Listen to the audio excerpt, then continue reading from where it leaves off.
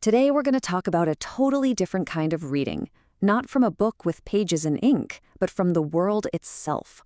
We're going to learn how to read the wordless book. So let me just start with this question for you.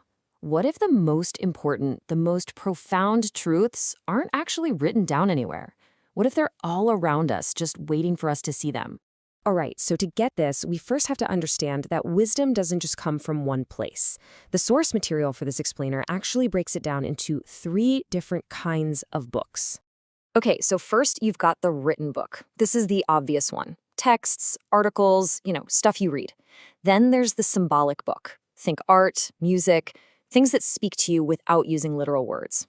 But the last one, the most profound one, the one that the great sages read from, that's the wordless book. It's nature, it's reality itself, and that's where the deepest truths are, hiding in plain sight. So how do you even start to read a book like that? Well, the key is realizing that the world is basically a giant mirror reflecting your own mind back at you. What you see out there says everything about what's going on in here, and there's this fantastic story that makes this crystal clear. Let's set the scene. Okay, you've got 2 people. Sudongpo, who's this super smart, famous scholar, and then you have Master Foyen, a deeply respected Zen monk. And Sudongpo, well, he just loved trying to one-up the master, always looking for a way to win a battle of wits. So one day, they're meditating together, and Master Foyen looks over at the scholar and says completely genuinely, when I look at you, I see a Buddha. Well, Su Dongpo sees his chance. He laughs and shoots back. That's funny, because when I look at you, all I see is a pile of cow dung. And he is so pleased with himself, thinking, haha, I finally got him.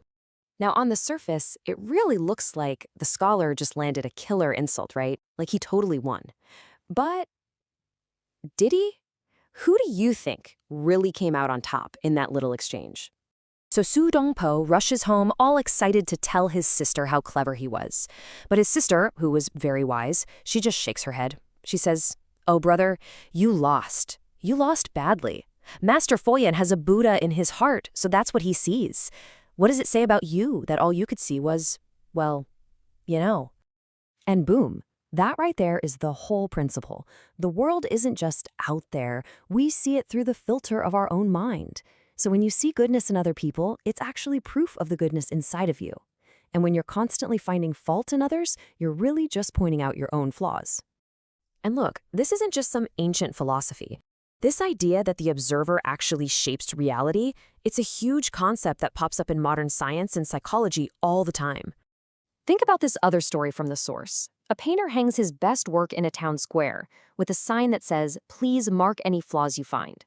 He comes back later and the painting is just destroyed, covered in marks. The next day, he hangs the exact same painting, but this time the sign says, please highlight the parts you like the most. He comes back and it's covered in marks of praise. The art didn't change. The observer's focus changed everything. And what's wild is that this principle is everywhere. In psychology, they call it the Pygmalion effect. Our expectations of people can literally change how they perform. In quantum physics, you've got the observer effect, where the very act of observing a particle changes its behavior. There were even those controversial experiments by Dr. Emoto suggesting that water formed beautiful crystals when exposed to positive intention and ugly, chaotic shapes when exposed to negative ones. The theme is the same. Our focus, our consciousness actually impacts the world. Okay, so if our mind really does shape what we see, what kind of lessons can we pull from the wordless book of nature if we look at it with a clear head? The source gives us some really beautiful examples. First up, a lesson from the mountain. The higher you climb in your career, in your skills, in your personal growth, the lonelier it gets. The air gets thin up there. Greatness often means you have to have the strength to walk alone. Or how about this one, from an orchard? A tree that doesn't bear any fruit, well, it gets cut down. It's a pretty stark reminder from nature itself that to thrive, you have to provide value. You have to have a purpose. Contribution is just a basic law of life. And one last one, from the garden. A garden with only one kind of flower is boring. Real beauty, real strength comes from diversity.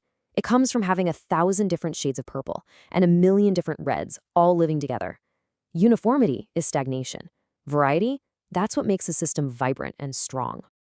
So what's the big takeaway here? How do we use all of this in our actual lives? It really all boils down to one thing. breaking free from what other people think. The source material has this perfect analogy. A fly is drawn to garbage, so it's always going to find something to complain about. A butterfly is drawn to flowers, so it's always going to find something beautiful. They're just seeing the world based on their own nature. And this is the liberating truth of it all. Whether someone thinks you're annoying or beautiful, a flaw or a highlight, a Buddha or a pile of, well, their judgment is never, ever actually about you. It is a confession. It's a statement about who they are and what's in their heart. So, really, the final question isn't about how the world sees you. It's about how you choose to see the world. Because if what you see is just a reflection of who you are, what kind of world do you want to create for yourself? What will you choose to see?